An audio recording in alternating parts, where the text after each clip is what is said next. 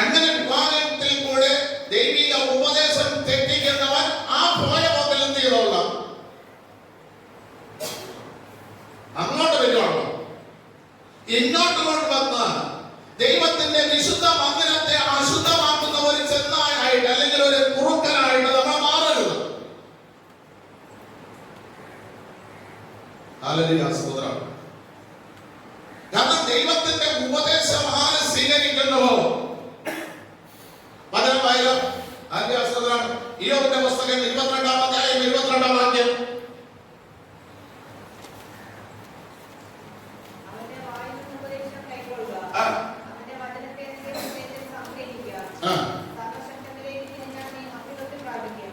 ഉപദേശം ഹൃദയത്തിൽ സംഗ്രഹിച്ചിട്ട് ദൈവത്തിലേക്ക് തിരിഞ്ഞാൽ നീ അഭിവൃദ്ധി പ്രാപിക്കും.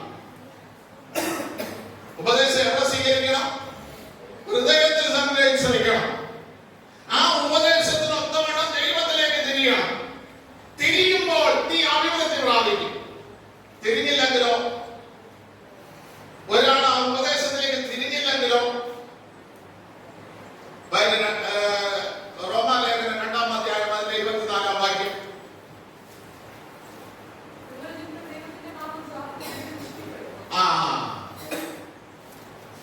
ഉപദേശത്തിൽ തിരിഞ്ഞില്ല എങ്കിൽ, ഉപദേശത്തിലേക്ക് മടങ്ങി വന്നില്ല എങ്കിൽ ആ വ്യക്തി മുഖാന്തരം ജാതികളുടെ ഇടയിൽ ദൈവനാമം എന്ന് നെഞ്ചത്ത് കൈവച്ചുകൊണ്ട് ഇവിടെ ഇരിക്കുന്നവർ പറഞ്ഞ നിങ്ങളുടെ വീട്ടുകാരുടെ പ്രവൃത്തികൾ മുഖാന്തരം ദൈവനാമത്തെ ദൂഷിക്കത്തക്ക ഒരു കാര്യവും നടന്നിട്ടില്ല എന്ന് നിങ്ങൾക്ക് പറയാമോ? ദൈവനാമം ദൂഷിക്കത്തക്ക ഒരു കാര്യവും ഞാൻ ചെയ്തിട്ടില്ല എന്ന് നെഞ്ചത്തടിച്ച് കൈവച്ചുകൊണ്ട് പറയാൻ കഴിയുന്ന എത്ര പേരുണ്ട്?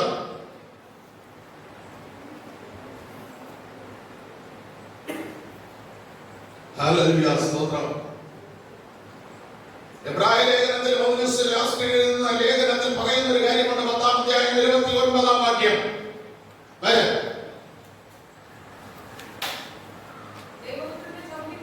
ദൈവപുത്രനെ ചവിട്ടിക്കളയുകയും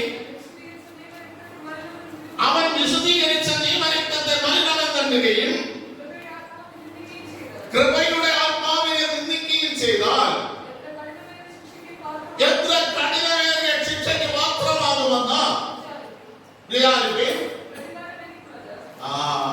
ഇവിടെ ദൈവം പറയണേട്ട. എന്താണ് എനിക്കുള്ളത്? അനുഗ്രഹം മാത്രമല്ല, ക്ഷമ മാത്രമല്ല, ദയ മാത്രമല്ല, കരുണ മാത്രമല്ല, പ്രതികാരം എന്റെ മക്കളുണ്ട്. പ്രതികാരം എന്റെ മക്കളുണ്ട്. അടുത്ത ഞാൻ പകരം വീട്ടും എന്ന് കർത്താവ് തന്നെ നേരത്തെ ന്യായം വിധിക്കുമെന്നോ അരുളി ചെയ്യുന്നവനെ ന്യായത്തെ ദിവസം ഒരു ദിവസം, ന്യായം വിധിക്കാൻ ഒരു ദിവസം, ന്യായം കർത്താവായിട്ട് ജീവിച്ചത് ഒരു ദിവസം.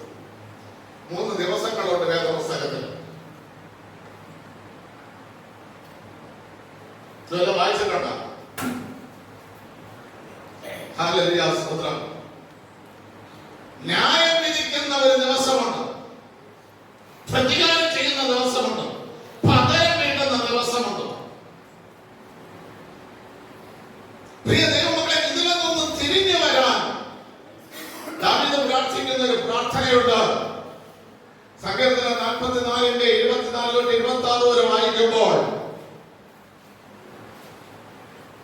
24-26 വരെ വായിച്ചു.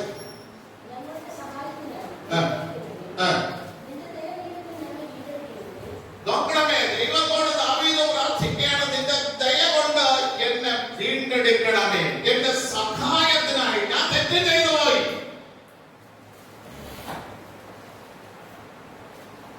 ഞാൻ തെറ്റാണ് നിന്റെ സന്നിധിയിൽ ചെയ്തത് മുഴുവനും. ഹല്ലേലൂയ, സ്തോത്രം. എന്നെ വന്ന് വീണ്ടെടുക്കണമേ. 24 ഞങ്ങളുടെ സഹായത്തിനായി എഴുന്നേൽക്കണമേ. അല്ല, ഹോശേയ പ്രവാചകൻ പറയുന്ന ഒരു കാര്യമാണ്, അവരുടെ കുറ്റങ്ങൾ ഏറ്റുപറഞ്ഞ് എന്നോട് ക്ഷമ യാചിക്കുന്നത് വരെയും ഞാൻ പോയി എന്റെ സ്ഥലത്ത് ഞാൻ തിരിഞ്ഞിരിക്കും, എന്റെ മുഖം അവർക്ക് ഞാൻ കാണിച്ചു കൊടുക്കില്ല. രക്ഷിക്കപ്പെട്ട് സ്നാനപ്പെട്ടിട്ട് അന്ന് മുതൽ നമ്മൾ ചെയ്ത തെറ്റുകൾ ഒരു പേപ്പറിൽ എഴുതണം. എഴുതിയിട്ട് ദൈവസന്നിധിയിൽ ഇരുന്ന് അങ്ങോട്ട് പ്രാർത്ഥിക്കണം.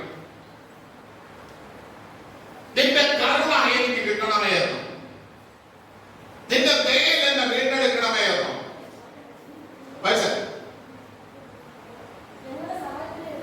ഞങ്ങളുടെ സഹായത്തിനായി എഴുന്നേൽക്കണമേ, നിന്റെ ദയ നിമിത്തം ഞങ്ങളെ വീണ്ടെടുക്കണമേ. ഹല്ലേലൂയ, സ്തോത്രം. നിന്റെ ദയ നിമിത്തം മക്കളെ, ഹല്ലേലൂയ, സ്തോത്രം. ഹോശേയ പ്രവാചകന്റെ പുസ്തകം നമ്മൾ വായിക്കുമ്പോൾ വ്യഭിചാരം ചെയ്ത് ജീവിച്ച ഒരു സ്ത്രീയെ ഹോശേയോട് വിവാഹം ചെയ്യാമോ. അതില് 2 മക്കൾ ജനിച്ചു. ഈ മക്കൾ ആരായിരുന്നു? ഇപ്പൊ ദൈവത്തിന്റെ ജനമല്ല എന്നാണ് പറയുന്നത്, അല്ലെ? അല്ല, പക്ഷെ ദൈവം പറഞ്ഞു ഒരു പ്രവാചകൻ അവിടെ വിവാഹം ചെയ്തത് കൊണ്ട്, വ്യഭിചാരത്തിലുള്ള സ്ത്രീയാണ് ഇതുകൊണ്ട് ഇവർക്ക് കരുണ ലഭിക്കാത്തവർക്ക് കരുണ ലഭിച്ചു. എന്റെ ജനമല്ലാത്തവർക്ക് എന്റെ ജനമാക്കി ഞാൻ ആക്കി. കണ്ട എത്ര അനുഗ്രഹമാണ് ആ സ്ത്രീക്ക് ദൈവം കൊടുത്തത്. ഒന്ന് ചിന്തിച്ചു നോക്ക്. ഇത്ര മോശമായ, അതുകൊണ്ടല്ലേ കർത്താവ് പറഞ്ഞത് നിങ്ങൾക്ക് കൊണ്ട് വ്യഭിചാരികള് സ്വർഗരാജ്യം അവകാശമാക്കുമെന്ന്. ഒന്ന് മനം തിരിഞ്ഞ് വന്നാൽ, ഒന്ന് എഴുതി വെച്ചൊന്ന് മാനസാന്തരത്തിനായിട്ട് പ്രാർത്ഥിച്ചാൽ, ഇന്ന് നമ്മൾ പറയുന്നത് ഞാൻ ചെയ്തതല്ല. വെള്ളിയാഴ്ച ഞാൻ പറഞ്ഞു പത്രോസിനെ വെൺമാടത്തിൽ കയറ്റിയതിന്. പത്രോസിന് ഭാര്യയുണ്ട്. എല്ലാ ദിവസവും കറക്റ്റ് 1 മണിക്ക് ആഹാരം പത്രോസിന് കൊടുക്കും. അന്ന് അറിയപ്പോ പത്രോസിന് എന്ത് ചെയ്തില്ല, കിട്ടിയില്ല. അപ്പൊ പത്രോസ് കഴിച്ചൊന്ന് പ്രാർത്ഥിക്കാൻ കയറിയപ്പോ ദൈവം അവനൊരു വിവശത കൊടുത്തു. ഉയരുന്നൊരു കുപ്പട്ടി ഇറങ്ങി ലോകത്തിലുള്ള സകല ഇടജാതികൾ കിടന്നു. എന്തിനു വേണ്ടി? പത്രോസ് അത് ഏറ്റു പറഞ്ഞു. എവിടെ പറഞ്ഞു? കൊർന്നലിയോസിന്റെ ഭവനത്തിൽ. എന്ത് പറഞ്ഞു? പത്രോസ് എന്ത് ഏറ്റു പറഞ്ഞു? 10:28 പ്രവൃത്തിയുടെ പുസ്തകം 10:28.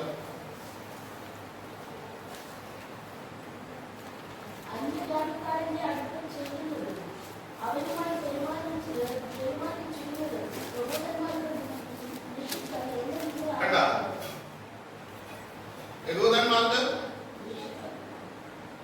ഇപ്പോഴും യഹൂദന്നുള്ള ജാതി പിടിച്ചോണ്ടിരിക്കുകയാണ്. ഇവ ആരാണ്? രക്ഷിക്കപ്പെട്ട് സ്നാനപ്പെട്ട് കർത്താവിന്റെ ശിഷ്യനായി മറ്റനേകരെ നേടാൻ വേണ്ടി അവനെ വിളിച്ച് വേർതിരിച്ചവ ഇപ്പോഴും ഞാൻ വലിയ കൊമ്പത്തെ ജാതി എന്ന് പറഞ്ഞുകൊണ്ടിരിക്കുകയാണ്. ഇത് അവനെ എന്നെ ദൈവം കാണിച്ചു കൊടുത്തിട്ട് പറഞ്ഞു. അപ്പോൾ അവന് തന്നെ മനസ്സിലാക്കി, എനിക്ക് എന്റെ ഭാര്യയെ ഇന്ന് അടുക്കളയിൽ വേവിക്കാൻ താമസിപ്പിച്ചതിന് കാരണം ഇതെനിക്ക് വെളിപ്പെടുത്തി തരാനാണ്.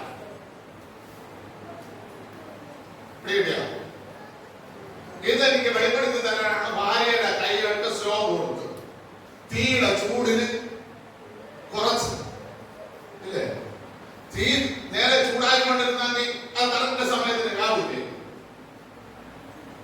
ദൈവം ഒന്ന് നമുക്ക് വെളിപ്പെടുത്തി തരാൻ ചെയ്യുന്ന പദ്ധതികളുണ്ടോ? അപ്പൊ ഇതിനു വേണ്ടി നമ്മൾ എന്ത് ചെയ്യണം? ദൈവസന്നിധിയിൽ ഇരിക്കണം. നമ്മുടെ കുറവാദ്യം മനസ്സിലാക്കണം. ഇല്ല, പത്രോസ് ചാടി കിടന്ന ഉൾപ്പെടെ അവർക്ക് അർത്ഥമില്ല പറഞ്ഞപ്പോ പറഞ്ഞെന്താണ്? ഇതെവിടെ എഴുതിയിരിക്കുന്നത്? ഇതല്ല സ്തോത്രം ചെയ്യുന്ന കർത്താവാണ് നിയമം എഴുതിയ എല്ലാ പുസ്തകത്തിൽ അശുദ്ധമായ കർത്താവിനെ പഠിപ്പിക്കുകയാണ്. മനസ്സിലായ? തുപ്പട്ടി ഇറങ്ങിപ്പെടുന്ന കർത്താവിനെ പഠിപ്പിക്കുകയാണ്. കർത്താവിന് അറിഞ്ഞൂടെ?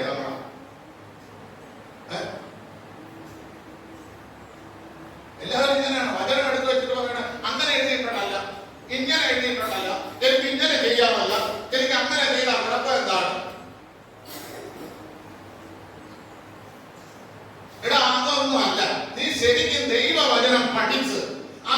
നിശ്ചയം പ്രാപിച്ച് നിന്റെ യൗവനം തുച്ഛീകരിക്കാതെ വായനയിലും പ്രബോധനത്തിലും നീ മുറ്റില്. അപ്പോ ചിലത് നിനക്ക് മനസ്സിലാക്കി തരും. ഇത് ദൈവം മനസ്സിലാക്കി കൊടുത്തതിന് ശേഷം പത്രോസ് എന്ത് ചെയ്തില്ല? പിന്നെ അവരുടെ ജാതി പറയാ.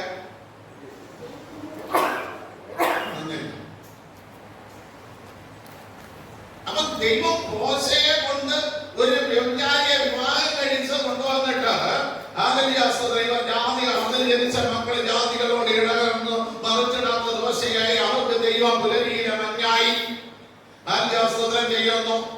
ആ മക്കള് തോളിൽ മുഖം വയ്ക്കാൻ മനസ്സില്ലാത്ത ആദ്യാസ്തോത്രം ചെയ്യുന്നു. കാളക്കുട്ടികളായിട്ട് തുള്ളിക്കളിച്ച് നടന്നു. ദൈവം ഇവരെ ശിക്ഷയ്ക്ക് ഏൽപ്പിച്ചു. പറയുന്നു, ഞാൻ അവരെ വെട്ടും, ഞാൻ അവരെ മുറിക്കും, അവരെ ഞാൻ കൊല്ലും.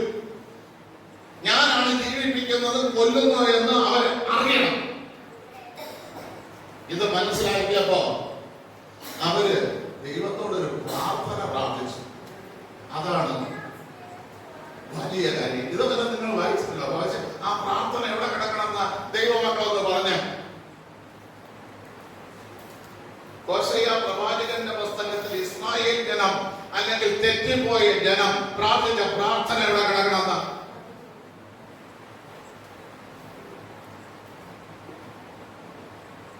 ആ പ്രാർത്ഥനയ്ക്ക് ദൈവം കൊടുത്ത പ്രതിഫലം എന്താണെന്ന 14-ാം അധ്യായം 4-ാം വാക്യം തൊട്ട് വായിച്ചേ.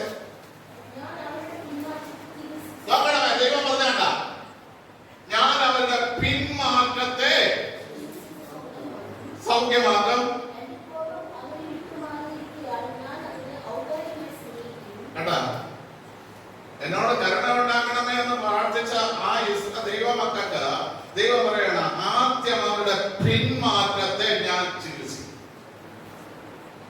നമ്മൾ പ്രാർത്ഥിച്ച പ്രിയ ദൈവമകളെ, എവിടെയാണ് നമ്മൾ പിന്മാറിപ്പോയത്?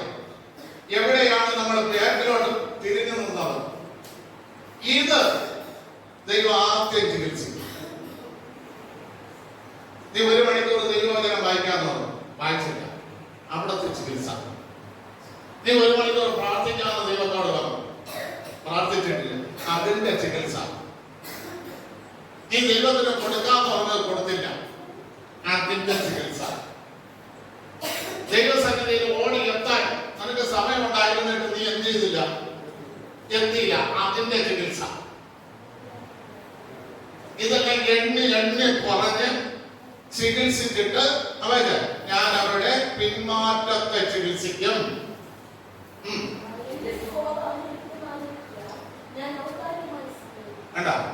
അപ്പോഴേ ഈ ചികിത്സ പൂർണ്ണമായാലേ അവർ കോപം വിട്ടുമാറും. കോപം വിട്ടുമാറിയാലേ ഔദാര്യമായ ഒന്നും പ്രതീക്ഷിക്കാത്ത സ്നേഹം, ദൈവ സ്നേഹം നമ്മിലേക്ക് വരും. ആദ്യം കോപം വിട്ടുമാറണം. ദൈവവചനം വായിക്കാന്ന് പറഞ്ഞാൽ വായിച്ചില്ല, അതിന്റെ കോപം. ആലയത്തിന് സമയത്തിന് വന്നില്ല, അതിന്റെ കോപം. ദൈവനാമത്തിൽ കൊടുക്കാന്ന് പറഞ്ഞിട്ട് ആദ്യാസ്തോത്രം കൊടുക്കാൻ ചിലരുടെയൊക്കെ വീടുകളിൽ നിന്ന് അനുഭവിക്കുന്ന ദാരിദ്ര്യത്തിന് കാരണം ഞാൻ പ്രാർത്ഥിക്കുമ്പോൾ ദൈവം പറഞ്ഞ ഇന്ന ദിവസം തൊട്ട് ഇന്ന ദിവസം വരെയുള്ള ദശാംശത്തിന്റെ കോപം അത്രയും കൊണ്ടുവയ്ക്കാൻ പറ. അവരെ ദാരിദ്ര്യം ഞാൻ മാറ്റാം. അത് ഞാൻ കണക്കുവാക്കിയപ്പോ കാണിച്ച വ്യക്തികളുടെ കണക്കുവാക്കിയപ്പോ അത് ലക്ഷക്കണക്കിന് ഇന്ന് കൊണ്ടുവയ്ക്കാൻ പറഞ്ഞാൽ കൊണ്ടുവയ്ക്കുക.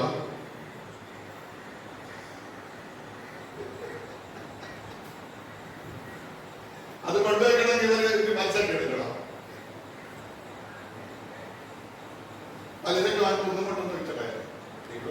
ഞാനുള്ള പട്ടിണി.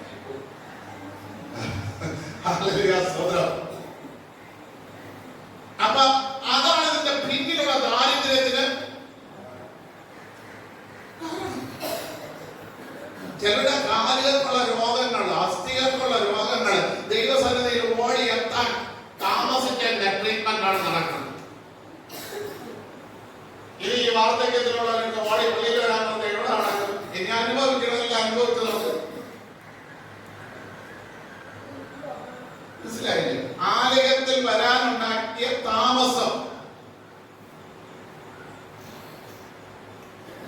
ഹല്ലേലൂയ സ്തോത്രം.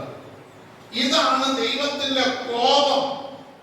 ഈ കോപം വിട്ടുമാറുമ്പോൾ ഞാൻ ഔദാര്യമായിട്ട് അവരെ സ്നേഹിക്കും. അടുത്ത ഇസ്രായേലിന് മഞ്ഞ് പോലെ ആയിരിക്കും. പഴയ നിയമത്തിൽ ആദ്യം മഴ പെയ്യുന്ന നോവയുടെ ജലപ്രളയത്തിന് മുമ്പ് ഏത് സസ്യങ്ങളെയും മുളപ്പിക്കാൻ ദൈവം ഭൂമിയിലും മഞ്ഞ് പൊക്കിക്കൊണ്ടിരുന്നു. ആ മഞ്ഞായിരിക്കും നിങ്ങളുടെ ജീവിതത്തിൽ പുതിയ അനുഗ്രഹങ്ങൾ തരുന്ന മഞ്ഞ് പോലെ ഇരിക്കും എന്ന ദൈവം. അടുത്ത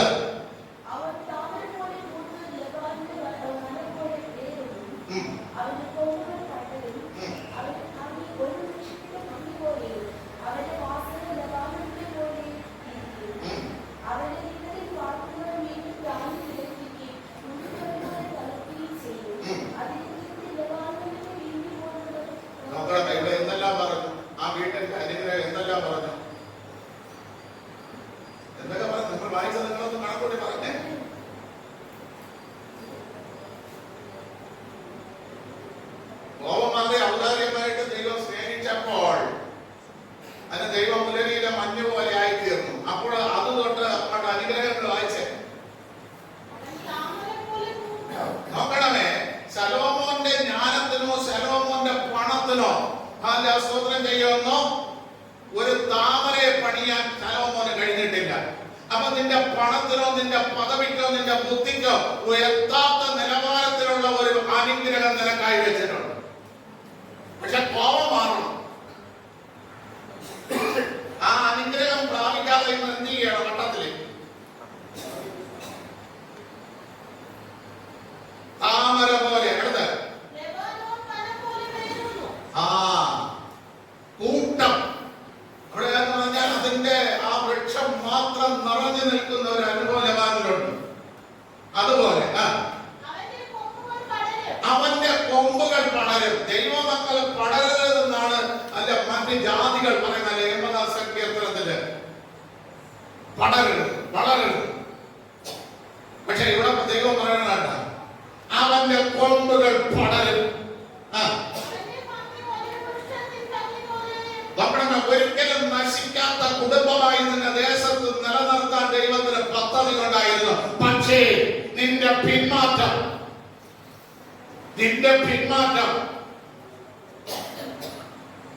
അതിന് ദേശത്ത് നശിക്കുന്ന ഒരു കുടുംബമായി നീ മാറി.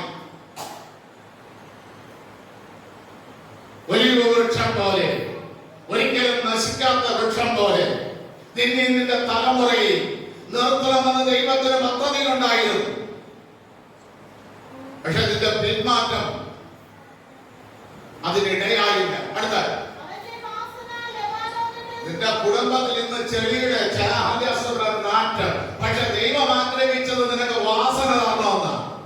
നിന്റെ മഹത്വം ദേശത്ത് അറിയണമെന്നാണ്. നിനക്ക് ദൈവത്തിൽ കൂടെയുള്ള അനുഗ്രഹം അല്ല ഓരോ ജാതികളും കണ്ട് നിന്റെ പുകഴ്ച ദൈവം അവനെ അനുഗ്രഹിച്ചു എന്ന് പറയുന്ന ഒരു പുകഴ്ച നിനക്കായിട്ട് ദൈവം വെച്ചിരുന്നു. പക്ഷെ ഇന്ന് നീ ചെളിയിലാണ് കിടക്കുന്നത്, ഇന്ന് നാറ്റത്തിലാണ് കിടക്കുന്നത്. കാരണം നിന്റെ പിന്മാറ്റം. ആ പിന്മാറ്റത്തിലൂടെ ദൈവത്തിന്റെ കോപം ഇറങ്ങി വന്നു. അപ്പൊ നമ്മൾ വിചാരിച്ച ദൈവം നമ്മളെ കുറിച്ച് ആഗ്രഹിച്ചത് നമുക്ക് പിശാച് കൊണ്ടുവന്ന രീതി മനസ്സിലായോ? അതിനാണ് ദാവീദ് പറഞ്ഞത്, അവൻ എന്നെ തോപ്പിച്ച് കളഞ്ഞെന്ന് ശത്രു പറയരുത്. ശത്രു പറയരുത്, അവൻ എന്നെ തോൽപ്പിച്ചു. ഞാൻ പ്രാപിക്കേണ്ടത് ഞാൻ തന്നെ പ്രാപിക്കണം. എന്റെ തലമുറ പ്രാപിക്കേണ്ടത് എന്റെ തലമുറ പ്രാപിക്കണം. ഹല്ലേലൂയ സ്തോത്രം. ഇതിന് കർത്താവേ എന്റെ ഞാൻ പ്രാപിക്കേണ്ടത് പ്രാപിക്കാൻ കഴിയാതെ വേണം. എന്നെ തോൽപ്പിക്കുന്ന ആ ശത്രുവിൽ നിന്ന് എനിക്ക് ജയം തരണം. ഞാൻ പറയാൻ ഞാനിരിക്കുന്ന ഒരു കാരണമില്ലാതെ രാജവണ്ണന്റെ ശത്രുവാകണം, അല്ലെങ്കിൽ രാജവണ്ണന് ഞാൻ ശത്രുവാകണം. എന്റെ മേൽ ഞാൻ രാജവണ്ണന്റെ ശത്രുവാകണമെങ്കിൽ എന്റെ മേൽ ഒരാൾ ചെയ്തു കഴിഞ്ഞു. ഞാനല്ല, എന്റെ സ്വഭാവത്തെ നിയന്ത്രിക്കുന്ന മറ്റൊരു വ്യക്തി കയറി കഴിഞ്ഞു. അപ്പൊ അതാരാണെന്ന് ആദ്യം നമ്മൾ വീട്ടിൽ ചെന്നിരുന്നുകൊണ്ട് ചിന്തിക്കണം, ശേ അണ്ണനോട് ഞാൻ ഇതുവരെ അങ്ങനെ പറഞ്ഞിട്ടില്ലല്ലോ, എന്ത് പറ്റി എനിക്ക് അങ്ങനെ പറയാൻ, അങ്ങനെ പ്രവർത്തിക്കാൻ എന്ത് പറ്റി എന്ന് ചിന്തിച്ച് ദൈവത്തോട് പ്രാർത്ഥിക്കുമ്പോൾ ദൈവം കാണിച്ചു തരും. നീ അല്ല പറഞ്ഞത്, നിന്നിൽ ഇരുന്നു കൊണ്ട് മറ്റൊരുത്തത്തിൽ കൂടെ എന്ത് ചെയ്തു. ഇത് ആ ദിവസത്തെ നമ്മൾ പറഞ്ഞിട്ട് വെളിയിൽ വീണ്ടും നമ്മൾ ചിന്തിക്കണം, ഞാൻ രണ്ടുകൂടെ പറയുമായിരുന്നു, പക്ഷെ സമയം കിട്ടിയില്ല. ഞാൻ രണ്ടുകൂടെ ഇതിന് ചിന്താനം കൊടുക്കുന്നില്ല. ഞാൻ എന്തുകൊണ്ട് എനിക്ക് നിങ്ങൾക്കറിയാൻ ആദ്യം ശൗലിനെ തള്ളിയത് എന്തിനാണ്? ആദ്യം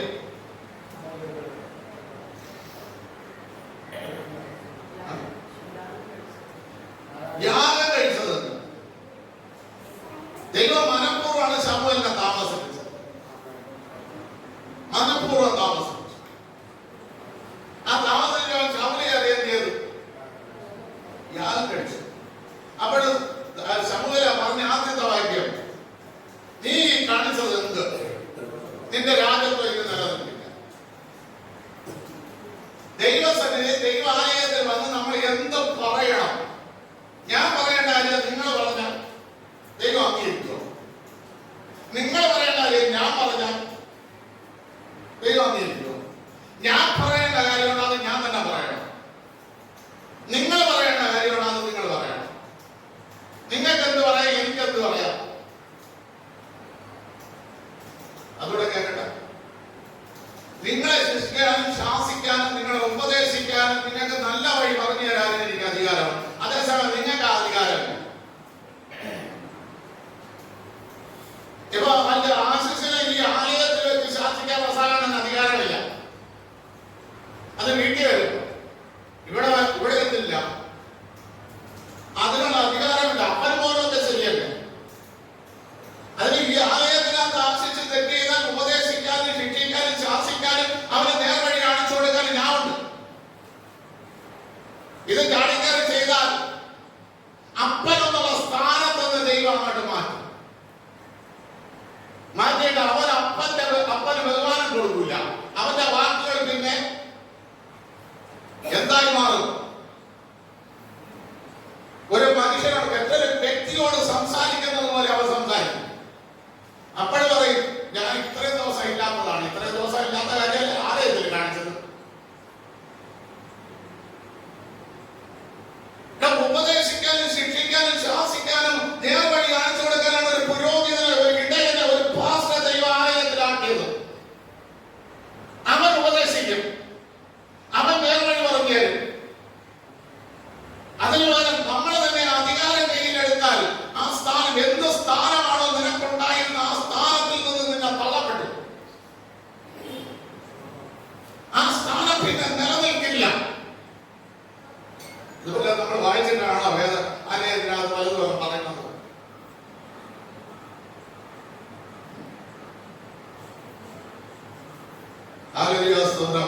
ഇവിടെ നേരത്തെ ആയിട്ട് ഒരു ട്യൂബ് കൊണ്ടുവന്നിരിക്കട്ടെ.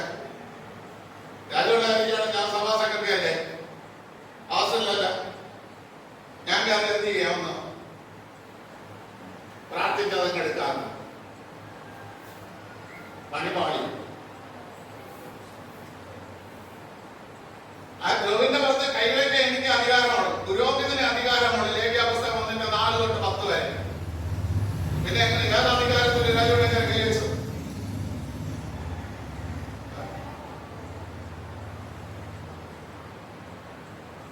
തൂക്കിയെടുത്ത കയറി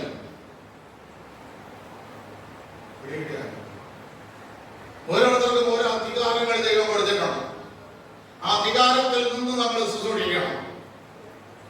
ആ അധികാരം മാത്രമേ ആലയത്തിനകത്ത് വെളിപ്പെടാവൂ. ഇല്ല എങ്കിൽ ശത്രു നമ്മെ തോൽപ്പിക്കും. നമ്മൾ നന്മ അനുഭവിക്കേണ്ട ഒരു സ്ഥലത്ത് നമ്മൾ തിന്മ അനുഭവിക്കാൻ തുടങ്ങും. ഇന്ന് പകൽക്കാലം എവിടെയെങ്കിലും ഒക്കെ ഇതിൽ പാളിച്ചകൾ വന്നിട്ടുണ്ടെങ്കിൽ ഒരു പേപ്പറിൽ എഴുതാം.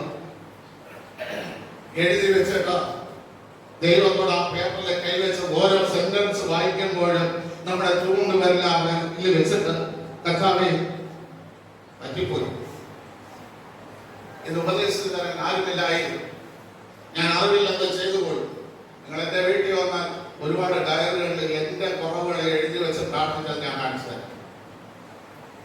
എന്റെ കുറവുകളെ ഞാൻ എഴുതി വെച്ച് പ്രാർത്ഥിക്കുന്നു. ഒരു ദിവസം നമ്മുടെ ജീവിതത്തിൽ വരുന്ന കുറവ്, എന്റെ മകനോട് ഞാൻ കോപിച്ചിട്ടുണ്ടെങ്കിൽ അവൻ ചോദിച്ചത് എനിക്ക് കൊടുക്കാൻ കഴിഞ്ഞില്ലായിരിക്കും. എന്റെ ഭാര്യയോട് ഞാൻ കോപിച്ചിട്ടുണ്ടെങ്കിൽ ഇതെല്ലാം എഴുതി വെച്ച് ദൈവത്തോട് എന്റെ ചൂണ്ടുവിരലിൽ വെച്ച് പ്രാർത്ഥിക്കും. അവസാനം പ്രാർത്ഥിക്കുക, കർത്താവേ, എന്റെ ശരീരത്തിലുള്ള ദുർനടപ്പ് നിമിത്തം നീ ഒരു ലേഖനത്തിൽ പറഞ്ഞു സാത്താന്റെ കയ്യിൽ ഏൽപ്പിക്കുമെന്ന് പറഞ്ഞില്ലേ? അങ്ങനെ അടിയനെ ഏൽപ്പിക്കരുത്. നിനക്ക് വേണ്ടി പ്രയോജനം ചെയ്യേണ്ടതാണ് ഞാനും എന്റെ ശരീരവും. നീ സാത്താന്റെ കയ്യിൽ ഏൽപ്പിച്ചാൽ എന്നെ ഒന്നിനും കൊള്ളാത്തവനായി അവൻ വലിച്ചെറിയും. അതിനവസരം എഴുതി വെച്ചിട്ട് പ്രാർത്ഥിക്കുക. ദൈവത്തോട് പറഞ്ഞ് പ്രാർത്ഥിക്കുക. ദൈവത്തിന്റെ കോപം നമ്മിൽ നിന്ന് വിട്ടുമാറട്ടെ, കരുണ നമ്മിലേക്ക് വരട്ടെ, നമുക്ക് ദൈവം പറഞ്ഞ കീർത്തി നമ്മിലേക്ക് വരട്ടെ, നമ്മൾക്ക് വേണ്ടി ദൈവം പറഞ്ഞ ആ വാസന നമ്മുടെ കുടുംബത്തിനകത്ത് അനുഭവിക്കാൻ തക്കവണ്ണം പ്രിയ ദൈവമക്കളെ അത് ഇറങ്ങി വരട്ടെ. ഇറങ്ങി വരാൻ പ്രാർത്ഥന. മക്കളെ കോപിപ്പിക്കത്തക്ക രീതിയിൽ എന്തെങ്കിലും പറഞ്ഞിട്ടുണ്ടെങ്കിൽ, മക്കൾ അപ്പന് ബഹുമാനം തരാത്ത രീതിയിൽ എന്തെങ്കിലും പറഞ്ഞിട്ടുണ്ടെങ്കിൽ, സ്തോത്രം, കൃപയുടെ ആത്മാവ് നമ്മളെ നിന്ന് എടുത്തു മാറ്റരുത്. യാതനയുടെ ആത്മാവ് നമ്മളിൽ നിന്ന് എടുത്തു മാറ്റരുത്. ഇത് എടുത്തു മാറ്റപ്പെടാതെ ദൈവമൊക്കെ പ്രാർത്ഥിക്കാനും കൃപയുടെ ആത്മാവ് ഇല്ലാതെ പോകുന്നു, യാചനയുടെ ആത്മാവില്ലാതെ പോകുന്നു. അപ്പൊ നമുക്ക് തോന്നിയതുപോലെ നമ്മൾ പ്രാർത്ഥിക്കും. യാചനയുടെ ആത്മാവില്ലല്ലോ, പിന്നെ നമുക്ക് തോന്നിയതാണ് നമ്മുടെ പ്രാർത്ഥനയിൽ വരുന്നത്. ഇന്ന് പകൽക്കാലം ഞാൻ നിങ്ങളോട് പറയാം, ഒരു സ്ത്രീ തന്റെ പ്രസവിച്ച കുഞ്ഞിനെ മറന്നാൽ ഞാൻ നിങ്ങളെ മറക്കില്ല എന്ന് വാഗ്ദത്തം തന്ന കർത്താവ് നമ്മുടെ ഇടയിലുണ്ട്. ആ കർത്താവിനോട് ഒന്നൊന്നായിട്ട് പറഞ്ഞിട്ട്, കർത്താവേ, ഈ ലോകത്തെ ഭരിക്കുന്ന ലോകത്തിന്റെ അധിപതിയായവൻ, ലോകത്തിന്റെ പ്രഭുവായവൻ, ലോകത്തെ അമ്മയ്ക്കും അവനും തമ്മിൽ ഒരു കാര്യവുമില്ല എന്ന് അങ്ങ് പറഞ്ഞു. ആ അധിപനായവൻ എന്നെ ഭരിച്ച് എന്നെ തോൽപ്പിക്കാൻ ഇടയാകരുത് എന്ന് ഒരു നിമിഷം എല്ലാ കണ്ണുകളും അടച്ച് ദൈവത്തോട് കർത്താവേ, ഹല്ലേലൂയ, സ്തോത്രം ചെയ്യുന്ന ഈ ലോകത്തിന്റെ പ്രഭു വരുന്നു, അവനും എനിക്കും തമ്മിൽ ഒരു കാര്യവുമില്ല. പക്ഷേ ഹല്ലേലൂയ, സ്തോത്രം, ഇന്ന് എന്റെ വിശ്വാസ ജീവിതത്തിൽ എന്റെ ഭവനത്തിനകത്ത് കർത്താവേ അവൻ അധികാരം നടത്തുന്ന ആ അധികാരത്തിൽ നിന്ന് എന്നെയും എന്റെ കുടുംബത്തെ രക്ഷിക്കേണ്ടതിന്, എന്റെ കുടുംബത്തെ വിടുവിക്കേണ്ടതിന്, കർത്താവേ അങ്ങയുടെ കരുണ എന്റെ മേൽ വരേണ്ടതിന്, അങ്ങയുടെ കൃപയുടെ ആത്മാവ് എനിക്ക് പകർന്നു തരേണ്ടതിന്, അങ്ങയുടെ യാചനയുടെ ആത്മാവ് എനിക്ക് പകർന്നു വന്ന് എന്റെ കുടുംബത്തിനകത്ത് സൗരഭ്യ വാസന പകരേണ്ടതിന്, ഹല്ലേലൂയ, ഇന്ന് പകൽക്കാലം കർത്താവേ, ഞങ്ങൾ അന്ത്യനാളിലേക്ക് എത്തി നിൽക്കുന്ന ഇവിടെ ഒരു ആത്മാവിന്റെ ശക്തി വെളിപ്പെട്ട് വരട്ടെ, ഒരു ആത്മാവിന്റെ ശക്തി വെളിപ്പെട്ട് വരട്ടെ. ഹല്ലേലൂയ, ഹല്ലേലൂയ, എന്നെ ശത്രു തോൽപ്പിച്ചേക്കാനോ എന്ന് അവരൊരിക്കലും പറയരുത്.